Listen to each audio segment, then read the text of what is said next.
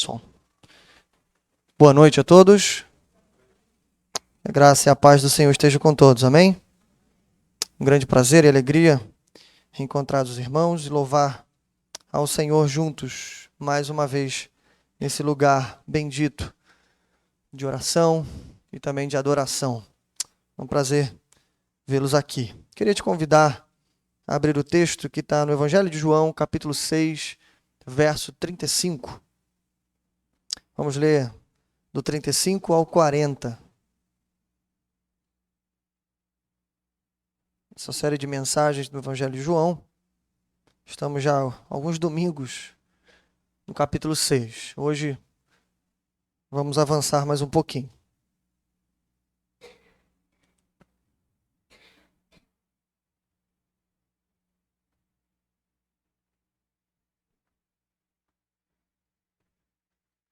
Amém? Diz assim o texto. Então Jesus declarou: Eu sou o pão da vida. Aquele que vem a mim nunca terá fome. Aquele que crê em mim nunca terá sede. Mas como eu lhes disse, vocês me viram, mas ainda não creem. Todo aquele que o Pai me der virá a mim. E quem vier a mim, eu jamais rejeitarei. Pois desci dos céus, não para fazer a minha vontade, mas para fazer a vontade daquele que me enviou. E esta é a vontade daquele que me enviou, que eu não perca nenhum dos que ele me deu, mas os ressuscite no último dia. Porque a vontade de meu Pai é que todo aquele que olhar para o Filho e nele crer, tenha a vida eterna, e eu o ressuscite no último dia. Amém? Esse é o nosso pequeno texto. Vamos orar. Pai nosso que estás nos céus, bendito e exaltado, Senhor, é o teu nome. Graças te damos, Senhor, por essa reunião calorosa aqui. Agradecemos ao Senhor pela oportunidade de te louvar. O Senhor pôs um novo cântico em nossos lábios. O Senhor colocou em nós, Senhor, uma alegria diferente, um gozo diferente, uma paz diferente, que o mundo não conhece e nem pode entender. Mas o Senhor nos deu tudo isso pela tua graça. E por isso estamos reunidos aqui nesse lugar. E te pedimos mais uma vez, mais uma porção da tua graça. Fala conosco, Senhor, nessa noite. Tenho certeza, Senhor, que meus irmãos saíram de casa, não para marcar uma agenda, não para cumprir um compromisso, mas especialmente para ouvir a tua voz. E que ouvindo a tua voz, Senhor, que a tua palavra encontre lugar em nossos corações. E que hoje seja dia de salvação. Que hoje seja dia de reencontro, Senhor. Quem sabe hoje não é o grande dia em que alguém aqui irá realmente encontrar o Senhor. Talvez pela primeira vez, ou reencontrá-lo mais uma vez. Então, Senhor, que hoje seja dia de salvação, de arrependimento, mas que acima de tudo, o teu nome seja glorificado nesse lugar. Oramos, Senhor, no teu nome. Amém. Bom, irmãos, como eu disse, estamos nessa série de mensagens no Evangelho de João. O tema de hoje se chama o relatório da missão. O tema ele só faz sentido se você entender um pouquinho do que a gente tem visto no capítulo 6 desse Evangelho. Bom, um breve resumo, muito breve mesmo. Quando você abre o capítulo 6, você se depara dos versos 1 ao verso 15 com o grande milagre da multiplicação dos pães e peixes. Nessa ocasião, a gente pregou o texto e o tema se chama o testemunho da multiplicação, onde o Senhor não apenas alimentou aquela multidão, como ensinou uma grande lição. Já já eu falo dela. Segundo, avançando dos versos 16 ao 21, nós temos então a saída dos discípulos, quando eles pegam o primeiro barco e vão para o meio do mar. Nessa ocasião você tem a segunda grande tempestade, que os discípulos são alvejados ali, com passíveis até de sofrerem algum dano mortal, mas com uma grande diferença. Dessa vez Jesus não está no barco. A gente, nessa ocasião, pregou o tema, o testemunho da tempestade. E aí, então, seguindo dos versos 22 ao 35, Jesus então chega do outro lado. Ali Jesus encontra a mesma multidão que tinha participado com ele da multiplicação dos pães e dos peixes. Correm até ele, curiosos para saber como é que Jesus chegou ali, desejosos também de reencontrá-lo, ao passo em que Jesus, antes de qualquer coisa, revela o coração daquelas pessoas. E aí Jesus diz, olha, vocês não estão me buscando por causa dos sinais milagrosos que eu fiz, mas por causa do pão, o pão da terra, o pão que perece. E aí, nós vimos e pregamos ali o testemunho pessoal, onde pela primeira vez Jesus vai inaugurar os 7 eu sou, iniciando com eu sou o pão da vida, que foi justamente o nosso primeiro verso que lemos hoje, o verso 35. Amarrando tudo isso, existe uma lição que Jesus quer ensinar com tudo isso que a gente viu até aqui. Tudo isso. O texto de hoje nada mais é do que o ponto culminante dessa lição. A lição é: devemos buscar a presença de Jesus mais do que o pão que perece e o fim da tempestade. Se você gravou isso, você entendeu o capítulo 6 de João. Veja que isso amarra todo o texto. A lição que a multidão não aprendeu, eu creio até que os discípulos aprenderam no meio do mar, foi essa. Não é o pão que vocês precisam buscar, não são os sinais, não são as regras, não são a coisa. Até quando Jesus oferece vida eterna, eles até querem, mas quando Jesus fala que a vida eterna é Ele, eles não querem. Então Jesus está ensinando para eles, tanto para a multidão quanto para os discípulos, que não é o pão, não é simplesmente o livramento da tempestade, mas é Ele mesmo. Isso culmina, irmãos, no verso 35, quando ele diz: eu sou o pão da vida. Essa foi a lição, infelizmente não aprendida por boa parte da multidão. Bom, o texto prossegue e chegamos então no nosso texto, versos 35 até o 40. E a grande lição que a gente vai ver hoje, depois de Jesus abrir o seu testemunho pessoal, é ele agora em seguida dizer o que ele veio fazer. Por isso, o nosso tema, o relatório da missão. Jesus sente, a gente já vai ver o porquê disso, mas há necessidade de, além dele dizer, primeiro, o que vocês vieram buscar? Lembra que eu falei? Quando a multidão chega, Jesus revela o coração das pessoas. Segundo, ele diz quem de fato ele é. E aí, em terceiro lugar, ele vai dizer o que eu vim fazer aqui. Há uma necessidade para isso. E aí, o que ele veio fazer? Em palavras muito simples, diante da preocupação de que mesmo vendo, muitos não creem, a missão de Jesus é garantir que os eleitos de Deus serão acolhidos e guardados até o último dia. É sobre isso que o nosso texto fala. Não dá para fugir disso, irmãos. E é isso que nós vamos ver aqui. Separado em 3 perguntas. Primeiro, o que ganharão aqueles que vêm a Jesus? Qual a recompensa que eles terão? Segundo, quem virá até Jesus? Se muitos vêm e não creem, então a pergunta é, quem vai vir? Terceiro, como eles poderão vir? Qual é o meio pelo qual eles se chegarão até Cristo? Vamos ver isso em poucos minutos. Em primeiro lugar, o que eles ganharão? Me acompanhe em verso 35. O texto diz: então Jesus declarou: eu sou o pão da vida.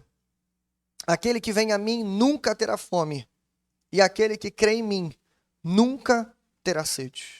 Semana passada a gente encerrou falando desse versículo, mas eu foquei mais na declaração pessoal de Jesus: eu sou o pão da vida. Aqui o nosso foco inicial será justamente nessa abertura de relatório, para que essas pessoas que estão sendo convidadas a virem até Jesus e vir da maneira correta, inicialmente Jesus quer que elas entendam: ei, o que vocês ganharão? Qual é a recompensa de todos aqueles que já vieram até Jesus e de todos aqueles que ainda não vieram? O que eles vão ganhar? Jesus está dizendo literalmente para a gente: aquele que vem a mim nunca terá fome, e aquele que crê em mim nunca terá sede. Vamos entender melhor isso? Nós acreditamos, irmãos, que Jesus está falando aqui em termos de plena satisfação com Deus. Jesus está falando aqui de plenitude, ele está falando de completude. Jesus está falando da única coisa que pode preencher verdadeiramente a nossa alma, o nosso interior. É sobre isso que ele vai falar. Mas antes, deixe-me dizer o que ele não quer falar aqui. Pode ser que haja algumas dúvidas. Primeiro, quando Jesus diz que aqueles que vêm até ele nunca terão fome, jamais terão sede, Jesus não está dizendo que o crente é uma espécie de ser, e ele seria o único ser humano assim, né? Livre ou isento da ansiedade. Imagine uma pessoa nunca mais terá fome, nunca mais terá sede. Pastor, então significa que essa pessoa nunca será ansiosa? Ela nunca terá desejos para além de suas forças? Irmãos, obviamente não é isso que Jesus quer dizer, até porque a gente tem a noção correta de que crente fica ansioso, embora não deveria ficar, mas fica. Como a gente disse pela manhã, estamos ainda na presença do pecado, embora libertos do poder dele, mas isso, infelizmente, enfraquece a gente, ao ponto da gente sofrer antecipadamente por coisas que às vezes nem acontecem, mas a gente sofre. O nome disso é ansiedade. E o crente fica ansioso. E Jesus não está prometendo aqui que você vai ficar livre disso. Pelo menos não ainda. Ok? Segundo lugar, Jesus também não está dizendo que estaríamos totalmente fartos dele. A gente precisa entender isso. Quando a gente fala em plena satisfação em Deus ou em Cristo, a gente não está dizendo de uma satisfação no sentido total e pleno. Eu explico melhor. Em que você consumiria ou aceitaria ou se renderia a Deus, no sentido de que você não precisaria mais buscá-lo. No sentido de que você estaria tão farto de Deus, que daquele momento em diante você fala, olha, eu já tive e obtive tudo que Deus pode me dar, e eu não quero absolutamente mais nada. Não é isso que Jesus está falando. Veja, irmãos, algumas coisas importantes aqui. Há uma literatura judaica, não é palavra de Deus, mas diz uma grande verdade, que diz o seguinte, Eclesiásticos 24:19.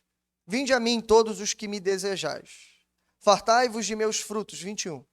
Os que se alimentam de mim terão ainda mais fome, e os que bebem de mim terão ainda mais sede.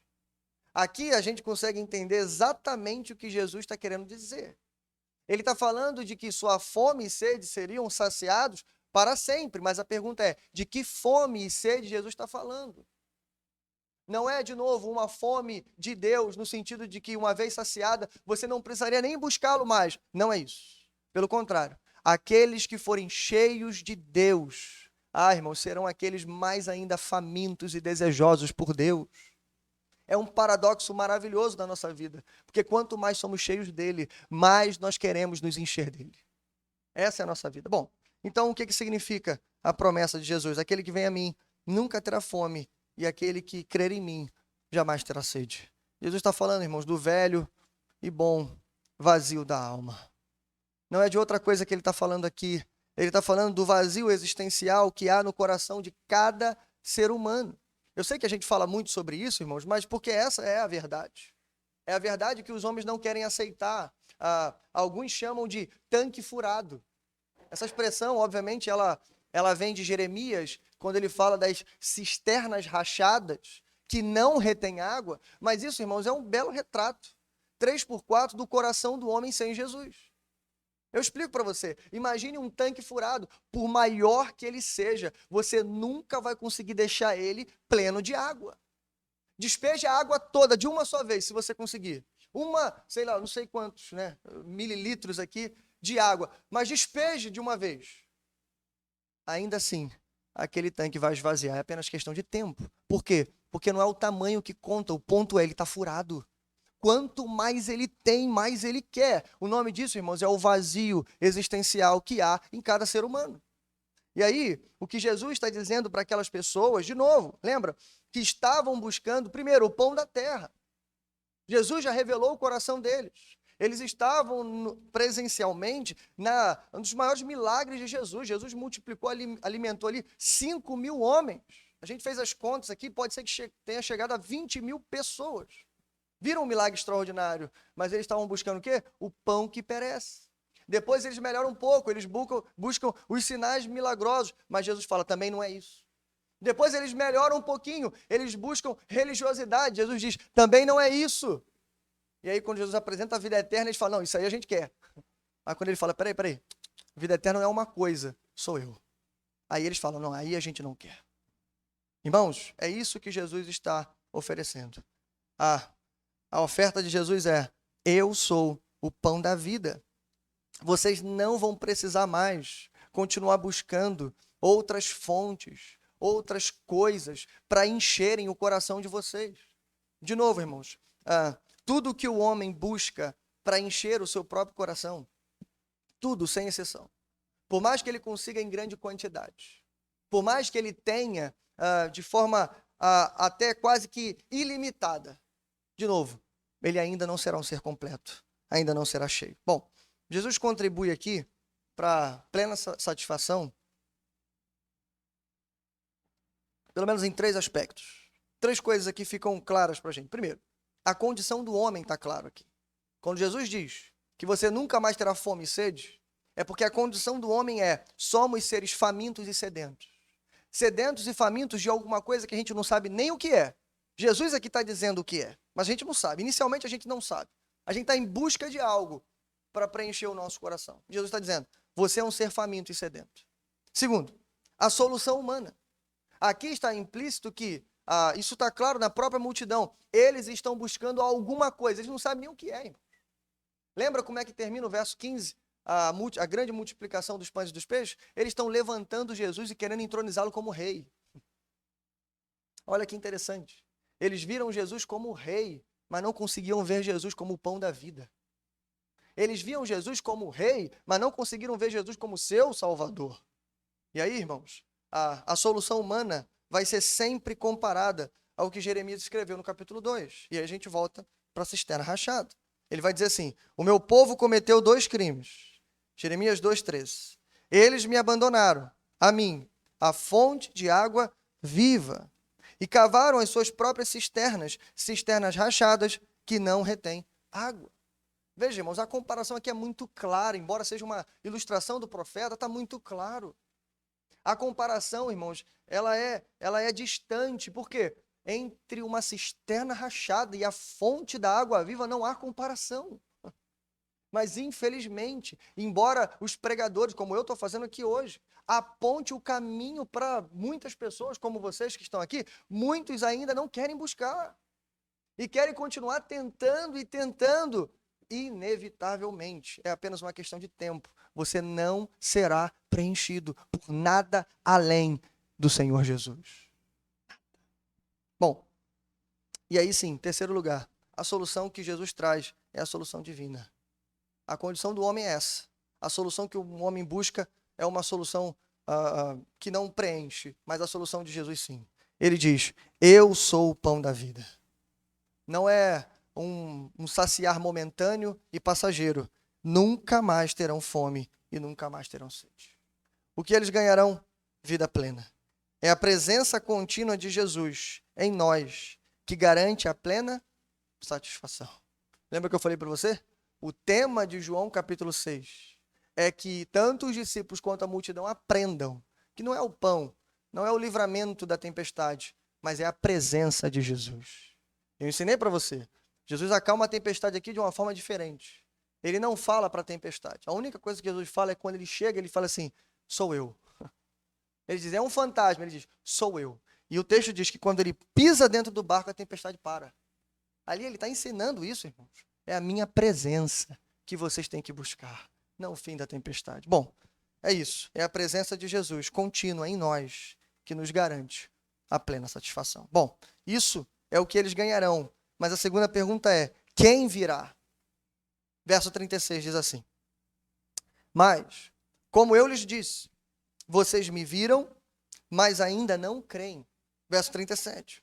Todo o que o Pai me der virá a mim, e quem vier a mim, eu jamais rejeitarei. Essa pergunta, irmãos, ela é importante, e eu estou convencido de que Jesus está dizendo essas palavras, esse grupo de textos que a gente está lendo aqui, com uma intenção, e eu disse isso para você. Por que Jesus abre o relatório da missão? Porque, obviamente, ele sonda os corações. Jesus não está jogando palavras ao vento aqui. Ele não está entrando numa discussão que simplesmente deu vontade para ele falar. A gente conhece o final da história. Se você for lá para o verso 60 ao 71, a gente já vai chegar lá em edições futuras, mas veja, se você chegar até lá, você vai ver que os discípulos de Jesus, ou seja, todos os seguidores de Jesus, serão convidados a fazer uma escolha. Terão que tomar uma decisão. E você lembra da história, a maioria deles vão embora. Em outras palavras, vai acontecer aqui a maior debandada até o momento, obviamente, na crucificação é maior, mas aqui até o momento, que já aconteceu no ministério de Jesus. É um racha no ministério. Por quê? Porque quem estava seguindo ele estava seguindo pelos benefícios, não por ele. Quando ele aponta na direção dele e diz assim: não são as coisas que eu vim trazer, mas sou eu mesmo, eles preferem ir embora. E aí os discípulos precisam decidir: olha, vocês vão com eles ou vão ficar? E aí a decisão famosa de Pedro: não, nós vamos ficar, porque só tu tens as palavras de vida eterna. Então veja, irmãos, Jesus está adiantando o seu relatório de missão porque ele sabe o que vai acontecer daqui a poucos minutos. Muitos vão me deixar. E para quem ficar, né? Não ficar pensando assim, olha, mas e quem foi embora? E agora? Acabou tudo. O que está acontecendo? Será que faltou poder no pregador? Nesse aqui falta, mas naquele lá não faltava, irmão. Nas palavras de Jesus saiu um poder, o próprio Pedro vai dizer isso. Só tu tens palavras de vida eterna. E aí ele está ensinando antecipadamente, olha, antes que vocês fiquem perplexos, o pessoal que vai embora, preste atenção no que eu vou dizer para vocês. Muitos estão me vendo, mas ainda não creem. Calma, eu explico para vocês. E aí nós vamos entender esses dois versos. Quem virá? Primeiro, o verso 36, irmãos, é pesado. É um verso complicado. Olha o que ele diz. Como eu lhes disse, vocês me viram, mas ainda não creram. Só a NVI traz o ainda.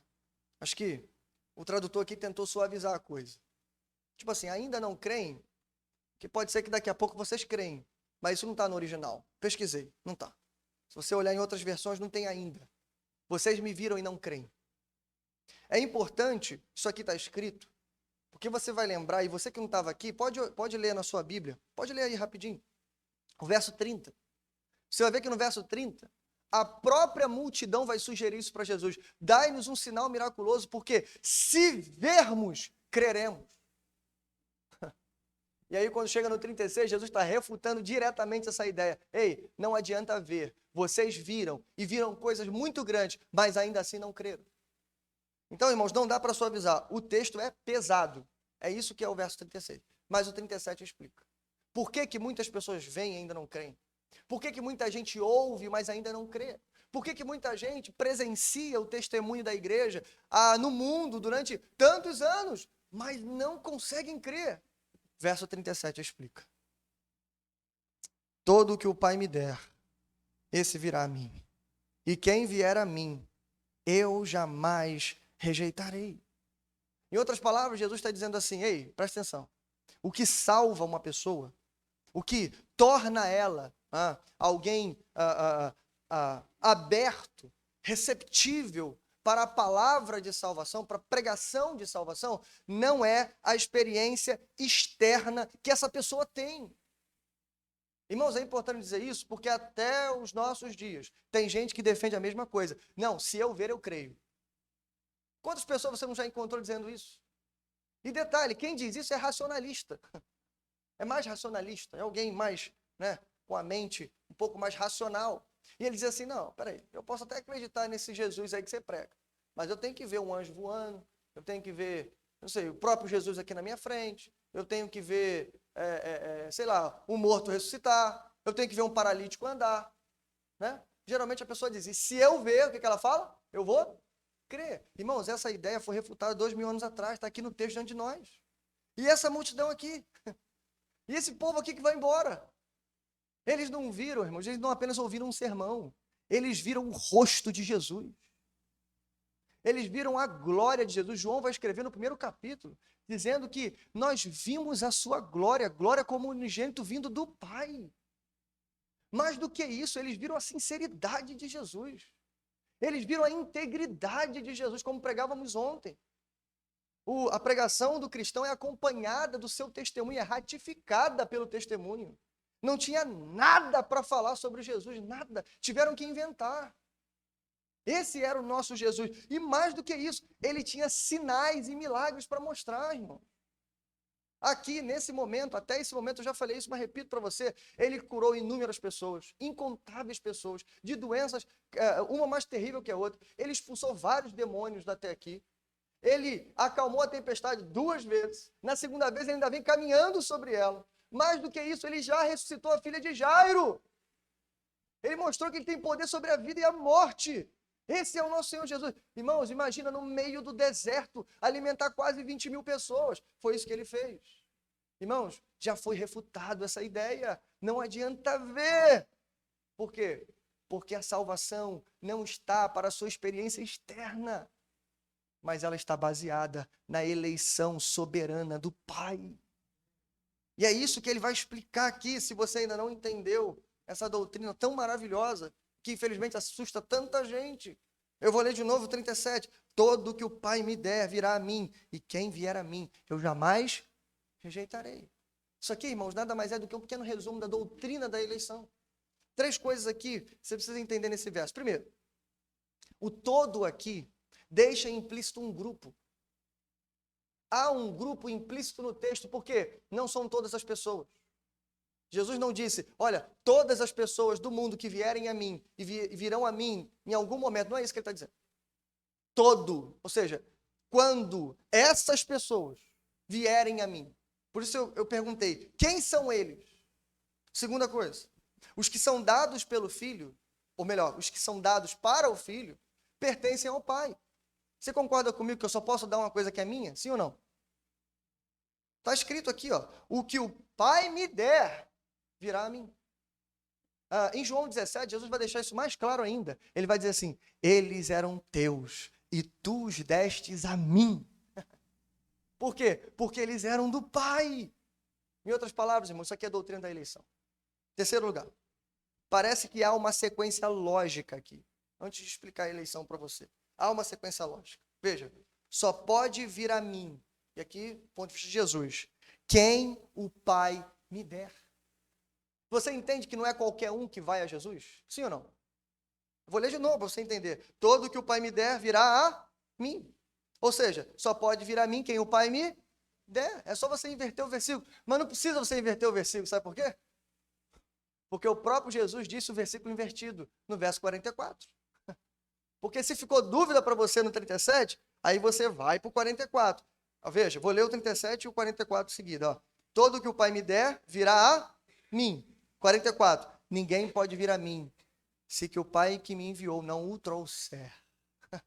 É exatamente o contrário, é a mesma verdade sendo dita de frente para trás e de trás para frente. Para que bons entendedores entendam o que Jesus está dizendo aqui. Bom, doutrina da eleição, eu disse, maravilhosa, mas assusta muita gente. Antes de dizer o que é, deixa eu dizer uma coisa para você aqui, para o seu coração. Presta atenção. Doutrina da eleição, para mim, e eu já disse isso algumas vezes, ela é a verdade por trás da cortina. É a verdade maravilhosa. Talvez uma das maiores verdades e mistérios que você pode alcançar com a sua mente pequena e limitada, assim como a minha. É uma verdade que está nos bastidores. Quando você assiste uma apresentação teatral e você vê, né, toda aquela cena maravilhosa produzida, você não imagina o que está por trás, não é assim? Mas quando você vê o make-off, depois de assistir aquela apresentação, e aí você vê como é que eles fizeram, eles puxaram um fio, os efeitos especiais, e parece que aquela apresentação é ainda mais ressaltada. Quando você vê o que está por trás, a apresentação se torna ainda mais exuberante, porque você vê a dificuldade, você vê os pormenores, todos os detalhes que foram feitos. Isso é em comparação à doutrina da eleição. Quando nós aceitamos a Jesus, e todos nós passamos por isso, e quem não passou vai passar e deve passar antes que seja tarde, nós simplesmente, irmãos, não sabemos muito bem o que está acontecendo. Eu lembro quando aconteceu comigo. A gente não sabe muito bem nem o que está acontecendo. A gente só sabe de uma coisa, olha, estou perecendo. Primeiro, a realidade do pecado, eu vou falar melhor disso mais à frente, mas veja, experiência pessoal, a realidade do pecado é muito grande. Alguma coisa que você não enxergava em você passa a enxergar. E você fala assim, caramba, eu estava preocupado com tanta coisa, mas a principal não me preocupava. Estou morrendo. Estou indo para perecer. Estou indo para o inferno. E aí você sente o peso do seu pecado. Mas não é só isso. Porque quando o Espírito invade o nosso coração, não é só pecado que ele mostra. Ele mostra a beleza da face de Cristo Jesus. Uma coisa que você nunca tinha imaginado na sua vida. Você vê como que um caminho aberto na sua frente. Você vê aquela luz, e como diz o salmista, pela tua luz vemos a luz. Isso aí vai ser o lema da igreja agora. É isso, irmão. Nós vemos a luz, nós vemos a direção, nós vemos a glória de Cristo Jesus pela primeira vez. Veja, você não está muito preocupado como é que tudo isso aconteceu. Irmãos, a doutrina da eleição, ela só vai explicar algo mais ainda impressionante do que tudo isso, porque tudo isso já é muito impressionante. Ela só vai dizer para você que esse dia, irmãos, estava decretado antes da fundação do mundo. É só isso. A doutrina da eleição só vai dizer para você que essas coisas não foram coincidência. Você não foi convidado pelo seu amigo à toa, você não está sentado aqui à toa, você não está ouvindo essa palavra aqui à toa, você não foi evangelizado tantas vezes à toa. Deus marcou um encontro com você. E no dia da sua conversão, de novo, naquele dia que você levanta a sua mãozinha para o céu, aquilo estava escrito no livro de Deus antes que todos os dias da sua vida viessem a existir. Isso é doutrina da eleição. A beleza desse dia existiu antes que o mundo existisse. E aí, irmão, sabe por que a gente glorifica mais ainda a Deus? Porque o nosso Deus não é um Deus de improviso. E ele não passou a te amar simplesmente porque você levantou a mãozinha para ele. Romanos 5,8 diz que Jesus Cristo, ou Deus, prova o seu amor para conosco, porque Cristo morreu por nós, sendo nós ainda pecadores. Então para com essa ideia, não, Deus me amou porque eu levantei a mão para ele. Não foi isso. Ele morreu por você, quando você nem sabia que ele existia. Melhor, você nem existia. Mas quem existia o rejeitou. Ele veio para os seus, mas os seus não receberam, irmão. A doutrina da eleição só torna tudo mais belo. É só isso que eu quero que você entenda nessa noite. Bom, a doutrina da eleição, irmãos, ela é a doutrina que diz que Deus nos escolheu nele antes da fundação do mundo, não por causa de qualquer coisa que tivéssemos em nós, mas por sua livre graça e amor. Simples assim. Não há muito o que explicar, não há muito o que embelezar aqui. Isso já é belo por si só. Mas há, irmãos, algumas coisas que infelizmente a gente não consegue entender muito bem e infelizmente muita confusão. Por exemplo, aquela tese de que se você foi eleito, você pode viver a sua vida da maneira como você quiser. Irmãos, isso não se sustenta. Isso não tem nada a ver. Veja, cito aqui um documento que é a nossa Confissão de Fé de 1689, num artigo muito acertado da Confissão, que ele vai explicar exatamente como que a doutrina da eleição se encaixa na sua vida. Olha só que sabedoria os teólogos da Igreja Batista tiveram no século XVII. Veja bem, visto que Deus designou os eleitos para a glória, presta atenção, também pré-ordenou todos os meios para isso. Veja, eleição não é apenas escrever o seu nome no livro da vida antes que o mundo existisse, não é só isso. A eleição não resolveu todos os problemas, presta atenção, mas a eleição inicia um processo. É disso que se trata. O processo da nossa salvação. Aí ele continua. Pelo eterno e mais livre propósito de sua vontade. Portanto, os que são eleitos, olha só, tendo caído em Adão, os eleitos caíram em Adão. Você precisa entender isso. Segundo, são redimidos por Cristo e eficazmente chamados à fé nele, pelo seu Espírito, que age no tempo devido, que é o dia que você levantou a mão para aceitar Jesus como seu Salvador. Entende? Aí ele continua. Não para aqui. Eles são, além disso, nesse dia, justificados, adotados, santificados, e pelo poder do Senhor, e por meio da fé, guardados para a salvação. A doutrina da soberana eleição não diz que você apenas foi eleito na eternidade passada, mas que no tempo presente você foi chamado com poder. Lembra que eu falei? A consciência do pecado. E agora as escamas caíram, você consegue ver a glória de Cristo. Daí então você se decide, aceita Jesus como seu Salvador. Chame assim, não tem problema. Mas então, irmãos, acaba aqui? Não. Porque aqui inicia o processo de santificação na tua vida. O que significa isso? Você vai se tornando cada vez mais parecido com Cristo até o dia ou em que você morrer, ou em que Cristo Jesus voltar. E sabe o que significa isso? O Espírito Santo vai trabalhar no teu coração cada vez mais, para que quanto mais o dia se aproxime, você esteja cada dia mais parecido com Ele. Ele não vai te abandonar no meio do caminho. Presta atenção nisso, irmão. Não há beleza maior do que isso. Bom, essa é a sequência lógica. Esses são aqueles que virão até mim. Terceiro lugar, como eles poderão vir? Vamos para o versículo 40.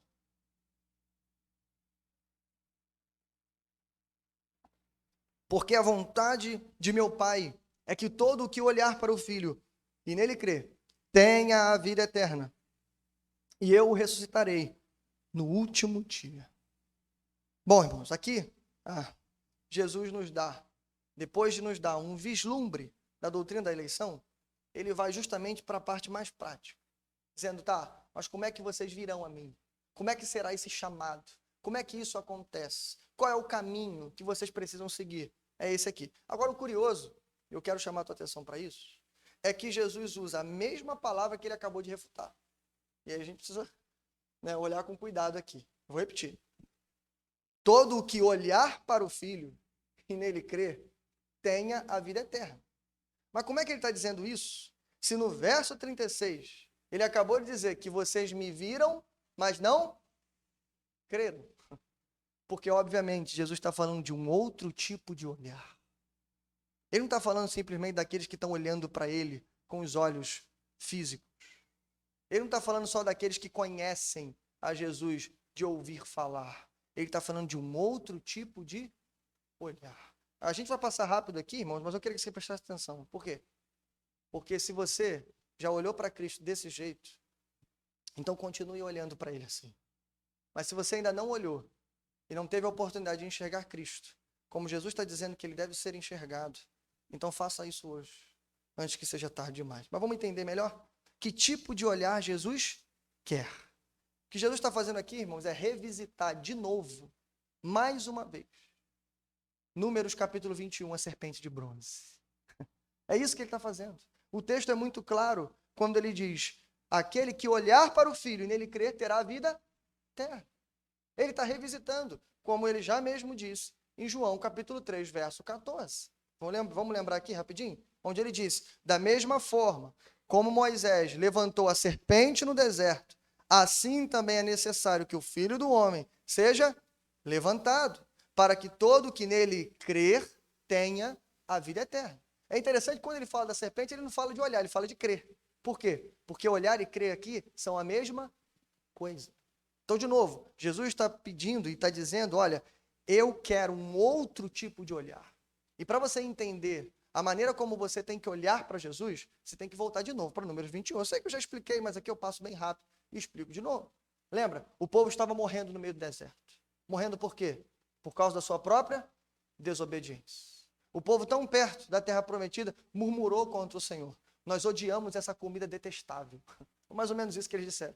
Falando sobre o maná que Deus enviava diariamente no deserto. Por causa disso, Deus puniu o povo com muita força, né? Com muita ira. Puniu o povo mandando serpentes abrasadoras no meio do deserto, venenosas, que estavam matando o povo. O povo estava sendo dizimado no meio do deserto, ao ponto de que o povo se arrepende. Volta para Moisés e diz: Moisés, nos arrependemos do nosso pecado. Clama a Deus para que ele tenha misericórdia de nós.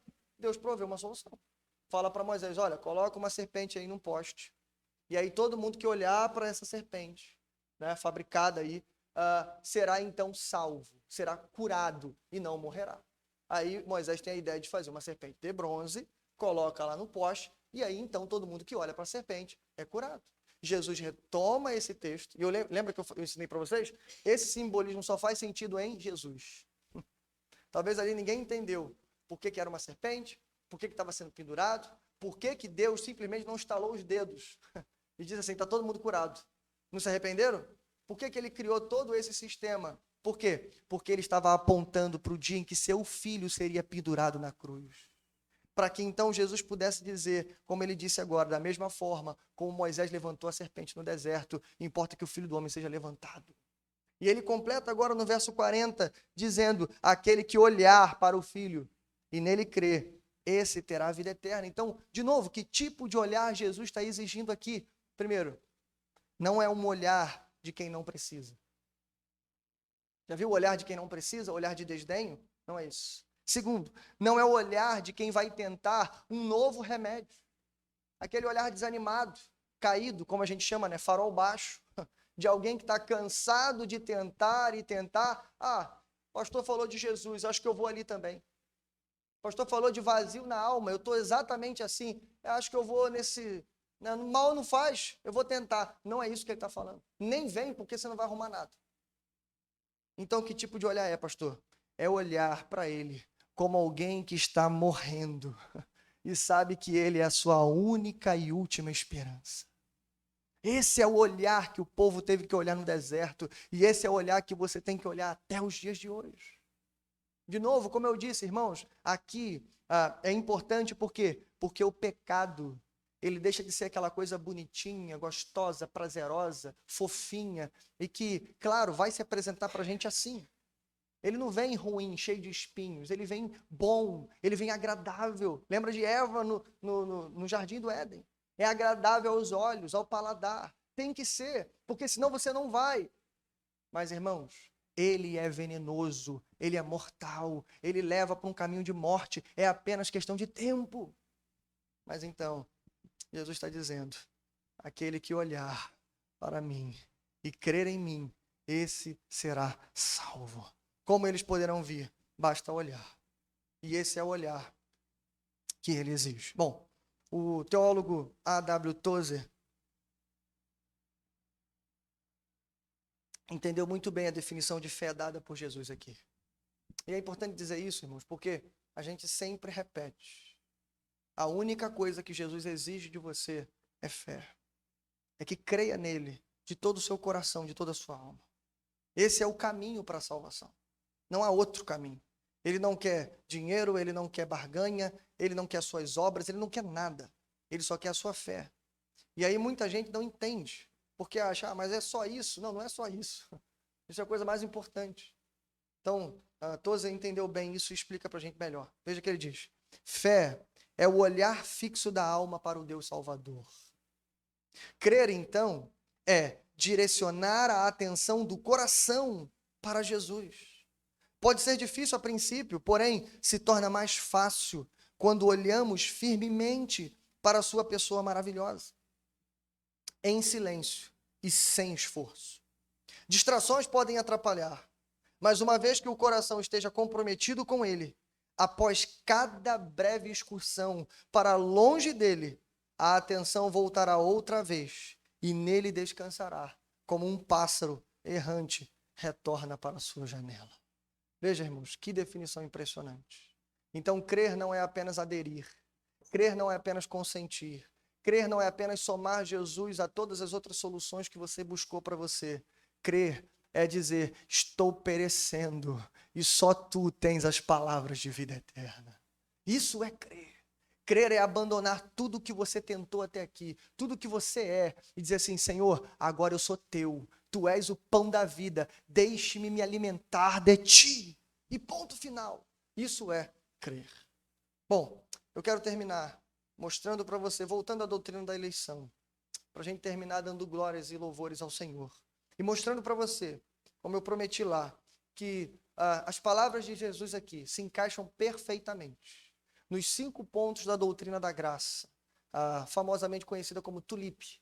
Para quem não conhece, irmãos, isso nada mais é do que um acróstico. São 5 pontos que mostram o processo da nossa salvação. Lembra que eu falei? Sua salvação é um processo. Não começou no dia que você levantou a mão para Jesus. Pelo contrário, começou na eternidade passada.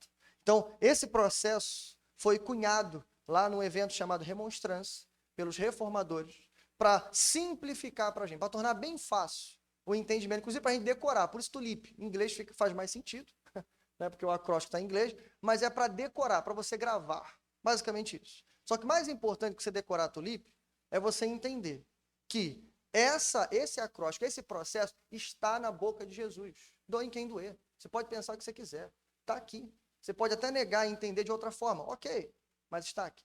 Eu vou provar isso para você. Mas antes, vamos sobrevoá-lo, né? Pode ser que tenha alguém que não conheça. Vamos lá. São 5 pontos. Primeiro, depravação total. Segundo, eleição incondicional. Terceiro, expiação limitada. Quarto, graça irresistível. Obrigado. Graça irresistível. E quinto, perseverança dos santos. São esses. Eu explico. Depravação total. O que significa? Todas as faculdades do ser humano foram atingidas pelo pecado. Todas. Não é parcial, é total. O que significa isso, pastor? 2 coisas. O homem não pode e não quer. Isso é muito importante. Porque se a gente dissesse que o homem apenas não pode, seria injusto para o homem. Porque a gente diria assim, não, pô, mas coitado, ele não pode, mas ele quer. Não, o homem não pode e não quer. Você prega o evangelho para o ímpio, ele está balançando a cabeça para você. João 5,40, não quereis vir a mim para terdes vida. É exatamente assim. Eles não querem, mas também não podem. Bom, essa é a depravação total. Eleição incondicional, eu já expliquei. Deus nos escolheu antes da fundação do mundo, nele mesmo, sem que tivéssemos qualquer interferência nisso, ou seja, qualquer condição. Não houve obras, não houve fé, não houve consulta futura, como dizem por aí. Ah, não, Deus viu o dia que eu levantei a mão. Irmãos, Se Deus consultar no passado, o futuro, e ver você levantando a mão, ainda é salvação por obras. Pode ter uma salvação por obras no futuro, mas é a mesma coisa. Então, nada moveu a decisão dele, apenas o seu amor. A causa da eleição não é você, mas é o amor de Deus. Ele te amou e ponto final. É assim que nós explicamos. Eleição incondicional. Terceiro, expiação limitada. Ou seja, Jesus morreu na cruz e derramou seu sangue por um número limitado de pessoas. Aqui a gente precisa fazer uma pausa, porque isso pode causar confusão. De fato causa. Talvez um dos pontos mais debatidos desse acróstico seja expiação limitada. Mas eu explico para vocês de uma forma que você vai entender muito fácil. Veja bem, quando a gente fala que a expiação é limitada, a gente está dizendo o seguinte: a expiação é limitada em seu alcance, mas ela é ilimitada em seu poder. Explico para você. Nós acreditamos que o sangue de Jesus que foi derramado na cruz foi derramado por cada um dos eleitos, os mesmos eleitos que foram escolhidos por Deus antes da fundação do mundo. Em outras palavras, cada gota de sangue foi eficaz. Cada gota de sangue não foi desperdiçada. E aí, irmãos, infelizmente, quem defende que Jesus morreu na cruz por todas as pessoas do mundo, ele não está, tão bem assim. Por quê? Porque ele está dizendo que a expiação é limitada em seu poder, mas ela é ilimitada em seu alcance. Em outras palavras, Jesus morreu por todas as pessoas, mas nem todas as pessoas vão crer? Não, irmãos. Daí o seu poder seria limitado. E não, para nós o seu poder é ilimitado. Para aqueles por quem Jesus morreu, esses serão salvos. Bom, quarto lugar, graça irresistível. Significa que o Espírito Santo, através da palavra de Deus, chamará ao arrependimento todos os eleitos de Deus, como a gente já viu, dentro do tempo, no tempo devido, quando ele sabe, ele que conhece esse tempo, ele vai chamar os eleitos para a salvação, pelo poder da sua palavra. Isso acontece independente da eloquência do pregador, independente da insistência do evangelista, acontece pelo poder do Espírito. Outra confusão que se faz. O debate sobre graça irresistível é justamente, sabe por quê? Porque eles falam que quando a gente defende a graça irresistível, nós estamos tirando a liberdade do homem. Eu provo para você que é exatamente o contrário. Eu provo para você. Quer ver eu provar? Olha só. A graça irresistível, na verdade, ela torna o homem, pela primeira vez em sua vida, capaz de escolher. Livre, de fato, para que ele possa escolher. Se você ler a nossa confissão de fé, que eu já citei, em 1689, se você ler a teologia dos reformadores, todos eles vão dizer a mesma frase: a graça não viola a nossa vontade. Ok? Então, quem inventou isso está equivocado. A gente não defende isso. O homem tem vontade e responsabilidade, inclusive. Ok? Mas veja, então, pastor, como é que funciona isso? Como é que a graça pode ser irresistível e, ao mesmo tempo, eu ser livre? É fácil, irmãos. Imagine você vivendo num mundo de trevas. Ensaio sobre a cegueira. Imagine, todo mundo aqui vive nas trevas. Ninguém nunca enxergou nada. Todos são literalmente cegos. Talvez não cegos, mas estão nas trevas. Não sabem o que é enxergar. Eu pergunto, como que essa pessoa vai poder escolher alguma coisa? Porque todos são cegos. Mas a partir do momento que a graça de Deus atua no seu coração, lembra, as escamas dos olhos são removidas. Pela primeira vez você pode escolher. Diante de você tem duas portas. Tem a porta das trevas, para você voltar para onde você estava. E tem a porta, irmãos, iluminada, como o Peregrino coloca no conto dele. Lembra? A cidade celestial, cheia de ouro, iluminada, brilhosa, aquela coisa maravilhosa. A pergunta é, qual porta você vai escolher? Lembra? Pela tua luz, vemos a luz. Por isso, a graça irresistível não tira a tua escolha, pelo contrário, ela te torna apto para escolher. Só que diante da maravilhosa glória de Cristo, o homem fica sem escolha, porque ele só pode escolher a glória de Cristo. Bom, em outras palavras, só não escolhe quem não pode vir. Quinto lugar, perseverança dos santos. Por causa da eleição do Pai, por causa do trabalho do Filho e da atuação poderosa do Espírito Santo, os eleitos vão perseverar até o fim. É isso que significa. Significa que a eleição feita na eternidade passada vai culminar na salvação dos eleitos na eternidade futura. Fomos predestinados, mas também seremos glorificados com Cristo. Simples assim. E isso vai acontecer não por causa de você, não por causa de mim, mas por causa do poder perseverante do Espírito Santo atuando em você. Bom, esse é um resumo não tão rápido dos 5 pontos da doutrina da graça. Para encerrar, deixe-me dizer como é que ele se encaixa no nosso texto, ou melhor, o nosso texto se encaixa nele. Primeiro, olhe para a sua Bíblia agora, a gente vai terminar assim. Olhe para a sua Bíblia. Verso 36. Vocês me viram, melhor, mas, como eu lhes disse, vocês me viram, mas ainda não creem. Depravação total. Ok? Verso 37. Todo aquele, expiação limitada. Só há um grupo aqui.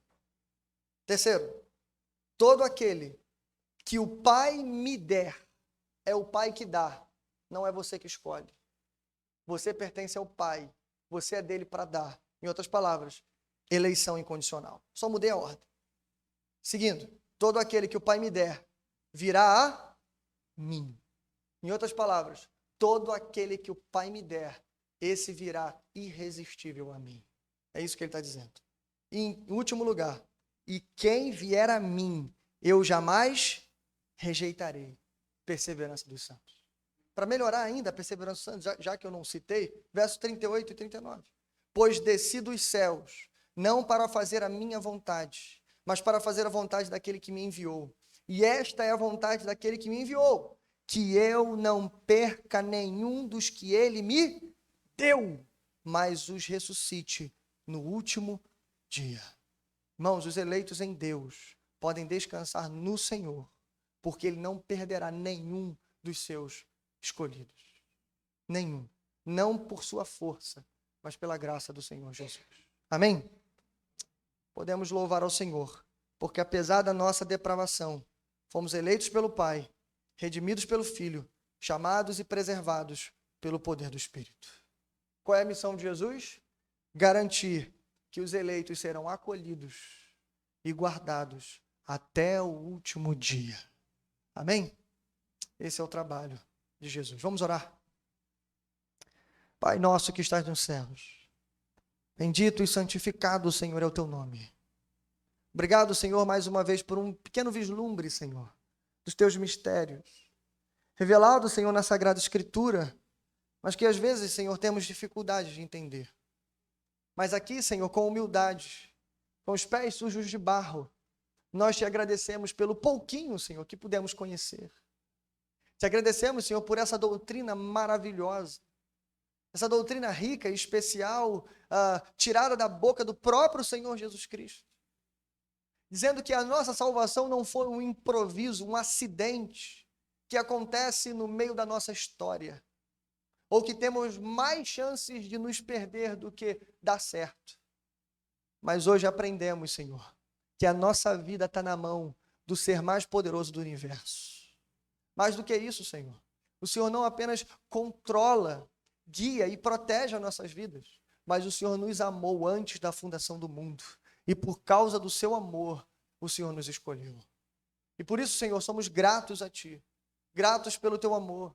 Gratos pela Tua eleição. Gratos também, Senhor, porque o Senhor enviou o Seu Filho. E porque, Senhor, na nossa história, o Espírito Santo, Senhor, nos arrebatou.